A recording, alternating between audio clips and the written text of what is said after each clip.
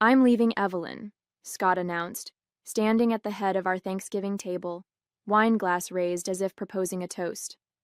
"I'm in love with my secretary." The turkey grew cold as stunned silence enveloped our dining room. Our son David froze with his fork halfway to his mouth. Our daughter Katie stared at her plate, suddenly fascinated by cranberry sauce. My sister Patricia's jaw literally dropped, while her husband Robert seemed to find his napkin intensely interesting. "She's 22, Scott continued with inappropriate pride, as if youth itself were an achievement. "And she's everything you're not, Evelyn." I carefully set down my silverware, dabbed the corner of my mouth with my napkin, and looked at my husband of 25 years. "Good timing, actually," I replied, my voice steady despite my racing heart. "I'm Evelyn Hargrove, 51 years old, senior accountant at Westridge Financial in Grand Rapids, Michigan. For a quarter century, I've balanced spreadsheets by day and family needs by night, building what I thought was a secure life with Scott, our 2 children, and our modest but comfortable home in the historic Heritage Hill neighborhood. What I wanted was simple: to grow old with the man I loved, to watch our children build their own lives, to eventually retire and perhaps travel a bit. Standing in my way now was Scott's midlife crisis, manifested in his infatuation with Jessica, the young secretary he'd hired 3 months ago for his insurance agency. The injustice wasn't just the betrayal, but the public humiliation, the deliberate choice to announce his departure at our family Thanksgiving dinner, in front of our children and relatives, as if daring me to make a scene. "We can discuss the details later," Scott said magnanimously, lifting his wine glass higher. "To new beginnings." No one joined his toast. Katie abruptly stood, tears streaming down her face, and rushed from the room. David glared at his father with a mixture of disgust and disbelief. "I think you should leave," I said quietly. "It's still my house, too," Scott replied, the smugness in his tone suggesting he'd already calculated his advantage. "I'll pack some things tomorrow." As our guests awkwardly excused themselves and Scott retreated to his study with the remains of the wine bottle, I began mechanically clearing dishes, my mind oddly calm despite the wreckage of my marriage strewn across the dining room. It was while loading the dishwasher that I noticed the blinking light on our answering machine. I pressed play, hearing the familiar voice of my Uncle Edward's attorney. "Evelyn, it's James Benedict calling. I have some significant news regarding your uncle's estate. Please call me as soon as possible." Uncle Edward, my mother's brother, a lifelong bachelor who'd made a fortune in commercial real estate, had passed away 3 weeks earlier. I'd always been his favorite niece, but I had no expectations from his will beyond perhaps a keepsake or small remembrance. Little did I know that Scott's dramatic exit was about to be overshadowed by an even more dramatic arrival. Scott and I met during our senior year at Michigan State. He was charming, ambitious, with a quick smile that seemed perpetually aimed in my direction. I was studious, organized, already planning my career in accounting. We balanced each other, his spontaneity softening my rigidity, my practicality grounding his dreams. At least, that's the story we told ourselves. We married young at 26 after I had established myself at a local accounting firm, and Scott had launched his insurance agency with a small business loan. The early years were lean but happy. We saved diligently for a down payment on our Heritage Hill Victorian, a fixer-upper that consumed our weekends for nearly a decade. I took only 6 weeks of maternity leave with each child, returning to work while juggling the demands of motherhood and career. As Scott's business grew, so did his aspirations. The modest office expanded to a prime downtown location. His wardrobe gradually upgraded from department store suits to custom tailoring. He joined the country club, not for the golf he rarely played, but for the connections that might lead to high-net-worth clients. I supported these endeavors, believing they were investments in our shared future. My own career progressed steadily, if unspectacularly. I became known for my meticulous work and ethical standards, eventually reaching senior accountant status at Westridge Financial. My salary provided consistent support during the inevitable downturns in Scott's commission-based income. Uncle Edward had always approved of my practical approach to life. "You're the aunt to all those grasshoppers," he'd say during our monthly lunches. Always preparing, always looking ahead.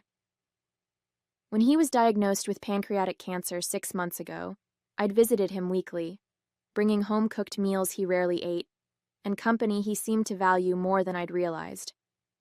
Looking back, I can identify the warning signs in my marriage. Scott's increasing criticism of my sensible clothing and predictable routines. His sudden interest in fitness at 49, the new convertible purchased without discussion, the late nights at the office that smelled of unfamiliar perfume. Classic midlife crisis behaviors I recognized but dismissed, telling myself our foundation was too solid to crumble from such cliches. Men go through phases, my sister Patricia assured me when I confided my concerns. Edward went through something similar at 50. Remember the motorcycle? So I waited for the phase to pass, believing that 25 years of marriage had earned me patience and understanding. Even when Scott mentioned hiring Jessica, describing her as bright and intuitive despite her lack of experience, I suppressed my unease. She was younger than our daughter, after all. Surely Scott wouldn't be so predictable. 2 weeks ago, I'd stopped by his office unexpectedly, bringing lunch as a surprise. The receptionist's pitying glance should have prepared me for finding his door locked, hushed giggling emanating from within. I left the sandwiches with the receptionist and drove back to work, telling myself there must be a reasonable explanation. I chose trust over suspicion, loyalty over evidence. Now, watching Scott refill his wine glass in solitary celebration of destroying our family, I wondered if I had been loyal to a man who had never truly existed. The morning after Thanksgiving dawned with a crystalline clarity typical of Michigan Novembers. I'd slept fitfully on the living room sofa, unwilling to share the bedroom with Scott. He'd stumbled up the stairs well past midnight, the empty wine bottle abandoned in his study. I made coffee and called James Benedict's office, leaving a message with his secretary. Still in yesterday's clothes, I walked upstairs to collect fresh attire, only to find Scott already awake and packing. "Jessica's apartment is too small for both of us," he explained without prompting, stuffing shirts into a suitcase. "I'll be staying at the Parkview Hotel until we find something suitable." "We?" The casual use of the plural stung more than I expected. "When did it start?" I asked, my voice surprisingly calm. Scott paused, perhaps taken aback by my direct question. "Does it matter?" 25 years of marriage deserves at least honesty about its end. He sighed, sitting heavily on the bed we'd shared for decades. "July, at the company picnic. She was interested, attentive." His expression took on a defensive edge. "Do you know how long it's been since you were genuinely interested in anything about me, Evelyn?" Jessica listens. She's excited about my ideas, my plans. "She's 22, I replied flatly. "Everything is exciting at 22. "It's not just the age," Scott insisted. "She sees me, the real me, the me that got buried under mortgages and college funds and life insurance policies." I studied my husband. The thinning hair he'd recently started dyeing, the expensive watch that had replaced the one I'd given him on our 10th anniversary, the designer clothes that strained slightly against his middle-aged paunch. Who was this man who could throw away a quarter-century of shared history for the admiration of someone barely older than our children? "I think what hurts most," I said carefully, "is that you didn't respect me enough to end things privately." Scott had the grace to look momentarily ashamed. Then his expression hardened. "I needed witnesses. Your family needs to understand this isn't just some fling or midlife crisis they can talk you through. This is real." The calculated cruelty of his public announcement suddenly became clear. He'd wanted to humiliate me, to make reconciliation impossible, to shift blame for our marriage's end entirely onto his shoulders so I wouldn't fight for it. "I see," I said simply. The doorbell interrupted whatever Scott might have said next. I went downstairs to find a courier with a certified letter requiring my signature. The return address was James Benedict's law firm. I opened it in the kitchen, scanning the formal legal language until the key phrases leapt from the page. Sole beneficiary, controlling interest, comprehensive portfolio, and a figure that made me clutch the kitchen counter for support. $4.7 million. Uncle Edward, who had lived modestly despite his wealth, had left me his entire estate, the commercial properties, the investments, even his charitable foundation. The inheritance was structured as separate property, established after my marriage, explicitly designated as belonging exclusively to me, rather than the marital estate. The letter included a handwritten note from Uncle Edward. Evelyn, I've always admired your loyalty and strength. Life has a way of testing both. Consider this your safety net, whatever comes next. Somehow he had known, or at least suspected, that I might need independent means. Had he seen something in Scott that I had missed? Or had my own concerns slipped into our conversations more than I realized? Upstairs, I could hear Scott on the phone, his voice animated as he described his liberation to someone, Jessica, presumably. My numbness was giving way to something else. Not quite anger, not quite relief, but a clarifying sense of possibility. I carefully folded the letter and placed it in my purse, then began making a mental list of immediate actions required. This wasn't how I'd expected my life to unfold at 51, but as Uncle Edward's final gift demonstrated, sometimes the unexpected brings its own kind of freedom. I waited until Scott left with his suitcases before calling James Benedict and confirming the details of my inheritance. The attorney suggested we meet immediately to discuss next steps, including taking control of Uncle Edward's business interests. Your uncle was quite explicit about his wishes, James explained. He wanted you to have complete freedom to make your own decisions, both personally and professionally. After scheduling an appointment for Monday morning, I called Patricia, who arrived 30 minutes later with a bottle of wine and fierce protective energy. That absolute bastard, she fumed, pacing my kitchen.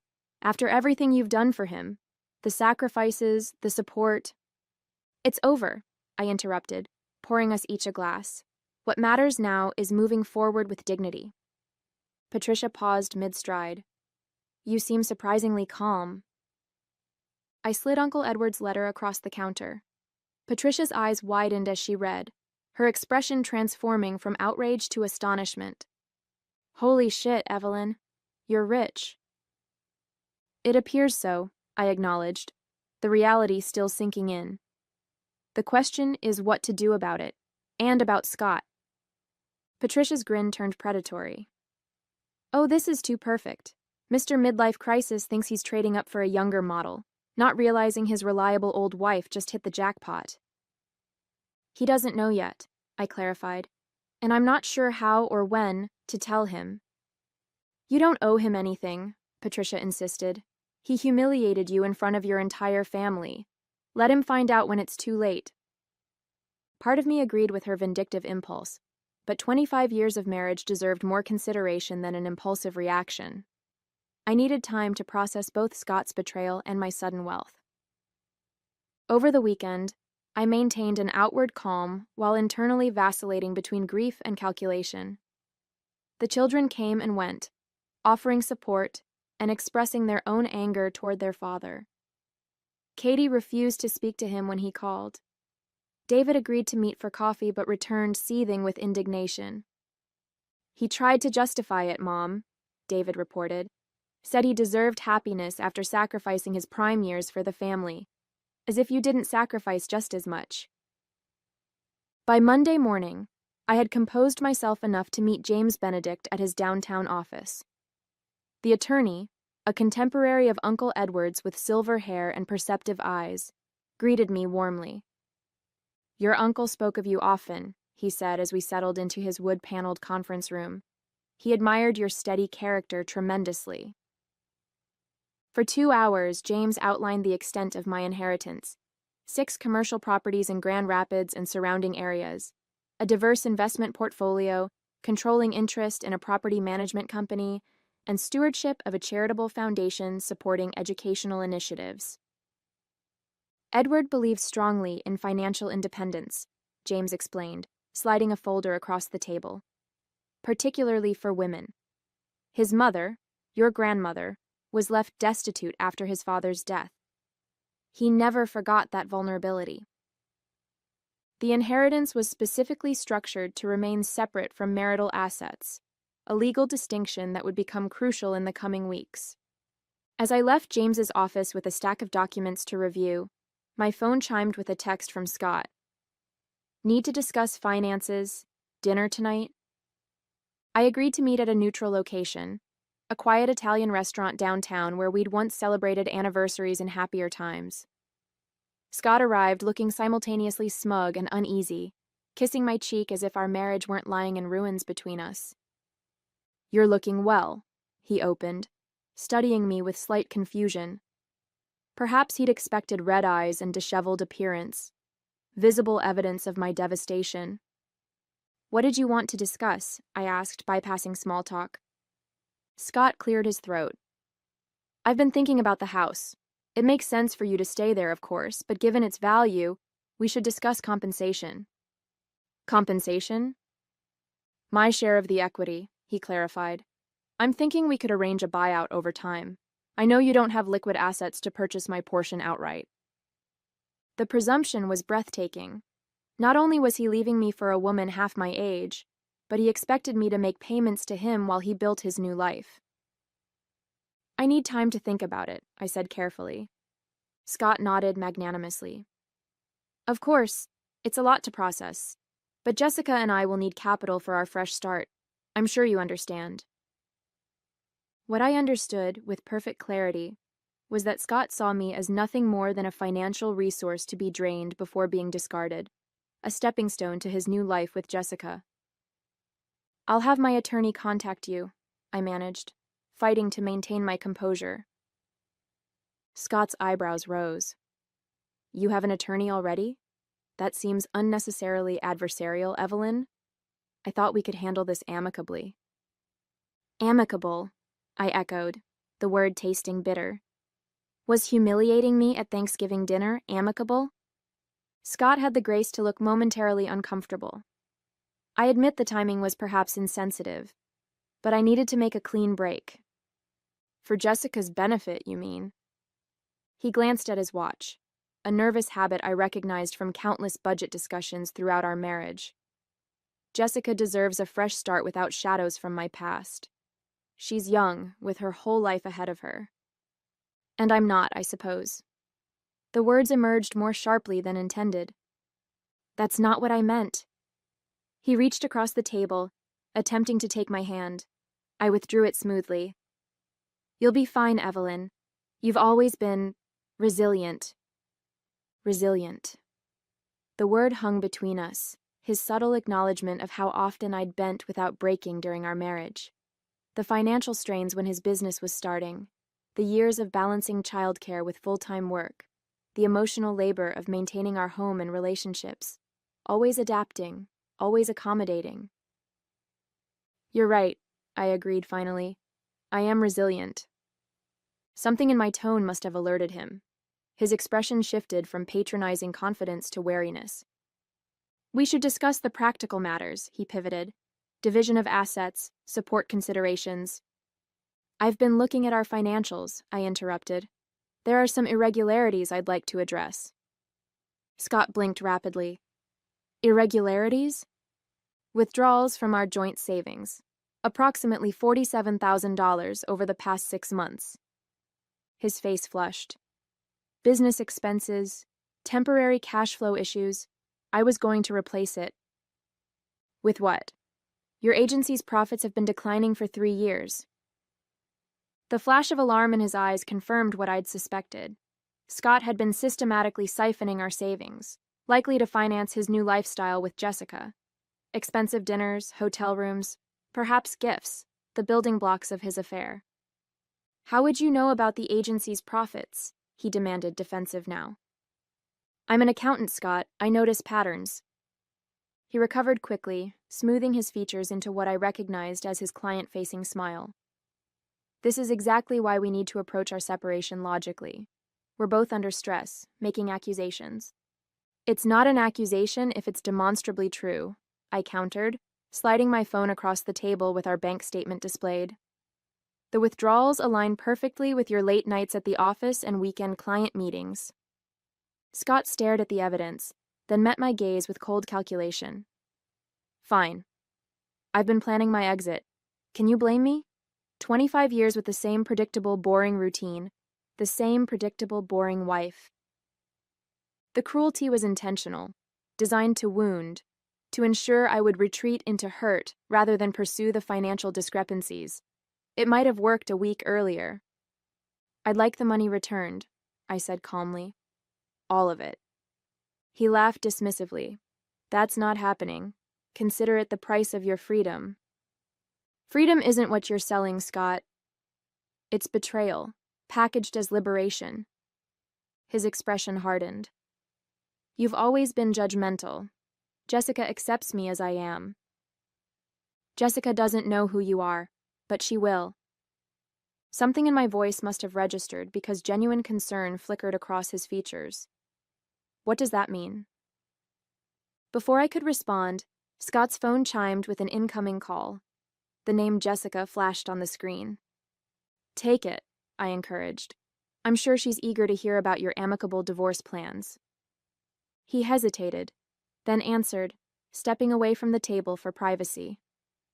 I watched him gesturing animatedly, his back turned to me as he undoubtedly reassured his young lover that everything was proceeding as planned. I used the moment to signal for the check. As I waited, I mentally reviewed what I'd learned from my meeting with James Benedict that morning, information I hadn't yet shared with Scott. The pending inheritance was only part of the picture. Uncle Edward's private investigator had uncovered something far more damaging to Scott's carefully constructed narrative. 2 years earlier, Scott had taken out a substantial business loan using our house as collateral, without my knowledge or consent. My forged signature on the documents constituted fraud. The loan was now in default, explaining his urgency to discuss finances. Scott wasn't just leaving me for a younger woman. He was attempting to flee a financial disaster of his own making. In the 2 weeks following our restaurant meeting, I executed a careful strategy on 3 fronts. First, I met with a forensic accountant recommended by James Benedict to document Scott's financial malfeasance. Second, I consulted with a divorce attorney specializing in cases involving fraud. Third, I took control of Uncle Edward's business interests, immersing myself in the details of commercial property management. Throughout this period, Scott continued his campaign to extract money from our marriage. His texts alternated between nostalgia, "Remember our trip to Mackinac Island? We had something special," and thinly veiled threats. "Jessica thinks I should get a forensic valuation of your accounting practice." I responded minimally, buying time while evidence accumulated. The forensic accountant discovered Scott had not only defaulted on the fraudulent business loan, but had opened credit cards in my name, running up substantial debt. More damning still, he'd been systematically falsifying his agency's financial records to conceal declining revenues, potentially insurance fraud. My divorce attorney, Maureen Winters, was blunt in her assessment. "We have enough for criminal charges, not just divorce proceedings. The question is, what do you want?" What I wanted was complicated. Justice, certainly. Protection of my assets, absolutely. But revenge? The emotion felt foreign, unproductive. "I want a fair resolution that acknowledges the reality of our situation," I told her, "and I want it concluded quickly." Maureen nodded approvingly. "We'll file immediately, requesting temporary orders to protect your assets. The inheritance simplifies things. With your financial security assured, we can focus on untangling the fraud." The plan was proceeding smoothly until Scott surprised me by bringing Jessica to our house, my house, to collect some personal items. I arrived home from a meeting with Uncle Edward's property manager to find them in our bedroom, Scott packing cufflinks and watches while Jessica lounged on our bed, scrolling through her phone. "You must be Evelyn," she said without looking up. "Scott's told me so much about you." I studied the young woman who had facilitated the destruction of my marriage. Pretty in the expected ways, Slim, blonde, with the confidence of someone who hadn't yet encountered significant disappointment. She wore expensive clothes that still had the fresh shine of recent purchase. Scott's $47,000, walking and talking. "Has he told you about the fraud investigation?" I asked pleasantly. Jessica's head snapped up. "What?" Scott emerged from the closet, his expression thunderous. "Evelyn, that's enough. Or the defaulted loan? The forged signatures? The credit card debt?" "She's lying," Scott told Jessica, but uncertainty had crept into his voice. "Am I?" I removed a folder from my bag, extending it toward Jessica. "These are copies of the relevant documents. You might want to reconsider hitching your wagon to a sinking ship." Scott lunged for the folder, but Jessica was quicker, grabbing it and leafing through the contents with increasing alarm. "What is this?" she demanded, holding up a credit card statement. "You said you were taking me to Paris after the divorce." "I can explain," Scott began, but Jessica was already moving toward the door, folder clutched to her chest. "You said you were financially secure," she accused. "You said Evelyn was the problem." After she left, Scott turned on me with cold fury. "You've ruined everything." "You managed that entirely on your own," I replied. The next morning, Maureen called with unexpected news. Scott had contacted a different attorney requesting an emergency settlement conference. "He's desperate to settle quickly," she explained, offering to admit to the fraudulent loan in exchange for not involving law enforcement. It seemed Jessica's departure had shattered Scott's illusions of a consequence-free fresh start. With his relationship imploding and legal jeopardy looming, he was finally facing reality. I should have felt triumphant. Instead, I felt oddly hollow. 25 years of marriage ending not with dignity, but with desperate negotiation to avoid criminal charges. "What do you recommend?" I asked Maureen. "We're in a strong position. We could push for everything. The house, your full retirement accounts, even reparations for the fraud." The decision crystallized with surprising clarity. "Schedule the conference, but I have specific terms in mind. Such as, I want a clean break, complete separation, no further contact." Maureen seemed surprised. "No punitive measures? No restitution?" I thought of Scott and Jessica in my bedroom, their casual invasion of the space where I'd spent a quarter-century of my life. How quickly it had all been devalued, discarded. "The fraud documentation goes into an escrow account," I decided. "If he honors the divorce terms, it remains sealed. If not—" "Consequences," Maureen finished, approval in her voice. "Exactly." The settlement conference was scheduled for the following week. In the meantime, I had a property empire to learn. The settlement conference took place in Maureen's sleek downtown office overlooking the Grand River. Scott arrived alone, his normally immaculate appearance showing signs of strain, wrinkled shirt, shadows under his eyes, the expensive watch conspicuously absent from his wrist. His attorney, a nervous man with a perpetual frown, opened with conciliatory language about mutual mistakes and moving forward amicably. Maureen's icy smile stopped him mid-platitude. "Let's be clear about the situation," she said, sliding documents across the table. "Fraud, identity theft, financial misrepresentation, these aren't mutual mistakes." Scott stared at the table, avoiding my gaze as his attorney reviewed the evidence. "My client is prepared to offer significant concessions," the attorney began. "That's fortunate," Maureen replied, "because my client is prepared to file criminal charges." The threat hung in the air like a blade. Scott finally looked up, meeting my eyes with a mixture of resentment and fear. "What do you want, Evelyn?" he asked hoarsely. I opened the folder I'd brought. Not legal documents, but photographs of our life together. Our wedding day, the children's births, the house when we first purchased it, before renovations. The progression of a quarter-century of shared history. "I want you to understand what you threw away," I said quietly. "Not just me, but your integrity, your children's respect, your professional reputation." "Is this necessary?" his attorney interjected. We're here to negotiate terms. The terms are simple, I continued, ignoring him. You sign over all rights to the house. You relinquish any claim to my inheritance or business interests. You agree to pay back the fraudulent loan and credit card debt. Scott's face reddened. That's everything. What am I supposed to live on? I slid a final document across the table. The deed to a small commercial property on the outskirts of Grand Rapids, recently purchased with a portion of my inheritance. This building houses your insurance agency, I explained. The lease is paid for 5 years. It's your fresh start, Scott. More than you deserve, but less than you expected. His eyes widened as understanding dawned. You own my building now?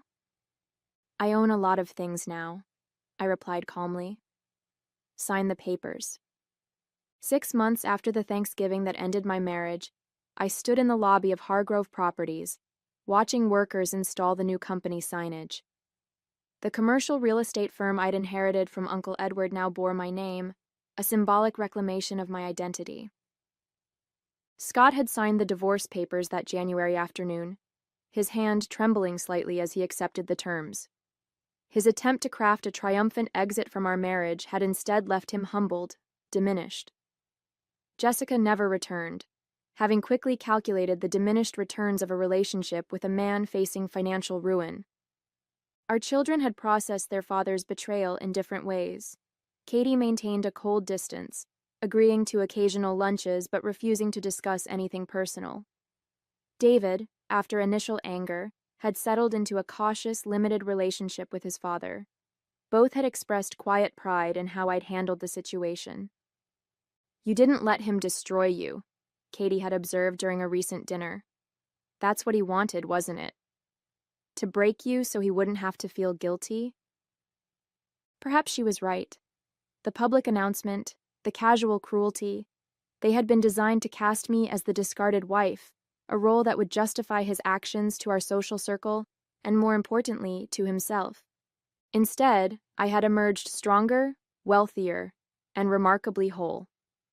The accounting skills I'd applied throughout my career now served me well as I expanded Uncle Edward's property holdings, adding 3 buildings to the portfolio in my first 6 months of ownership.